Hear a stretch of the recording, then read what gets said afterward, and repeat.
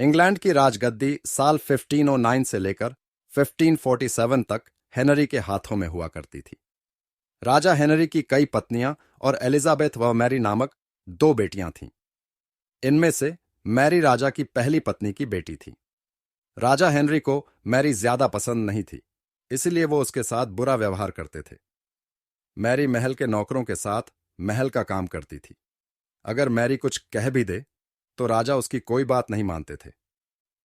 सन 1547 में जब राजा हेनरी की मौत हो गई तो प्रजा की इच्छानुसार 16 शताब्दी के दौरान हेनरी की पहली बेटी मैरी को इंग्लैंड की राजगद्दी दे दी गई। वह इंग्लैंड की रानी बन गई।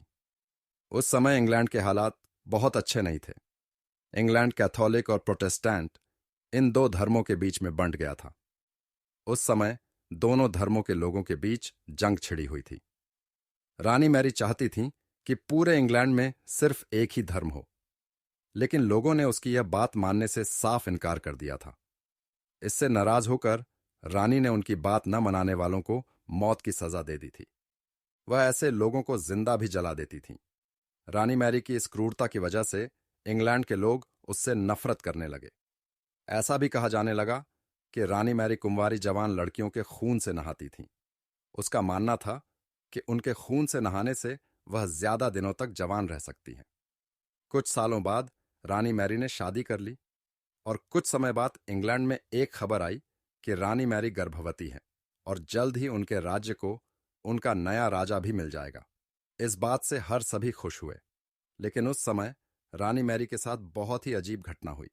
उनके गर्भ से किसी भी बच्चे का जन्म नहीं हुआ, बल्कि कुछ ही महीनों के बाद रानी मैरी का पेट फिर से सामान्य हो गया। वहां के ओझा लोगों ने अपनी तंत्र विद्या से बताया कि रानी मैरी के गर्भ में कोई बच्चा नहीं बल्कि एक भूत आकर निवास करता है। कुछ समय बाद फिर रानी मैरी के गर्भ में वही भूत आकार रहने लगा और वह फिर से गर्भवती हो गई। इस बार भी रानी को कोई बच्चा नहीं हुआ और उस घटना के कुछ ही दिनों के बाद रानी मैरी की मृत्यु हो गई। इसके बाद मैरी की छोटी बहन एलिजाबेथ को इंग्लैंड की राजगद्दी पर बैठाया गया और एलिजाबेथ इंग्लैंड की नई रानी बन गई। रानी मैरी की क्रूरता की वजह से इंग्लैंड को लोग उसे एक निर्दयी औरत मानते थे। वहीं जब उसके गर्भ में बच्चे की जगह एक भूत का निवास होने लगा तो लोगों ने उसे शापित भी करार दे दिया और इसी वजह से उसे लोगों ने ब्लडी मैरी का नाम दिया। कहानी से सीख। ब्लडी मैरी की कहानी हमें यह सीख देती है कि अपने निजी विचारों व सोच को लेकर दूसरे लोगों पर दबाव नहीं बनाना चाहिए। शांति और करुणा से लोगों का ख्याल रखना ही मनुष्य का धर्म है।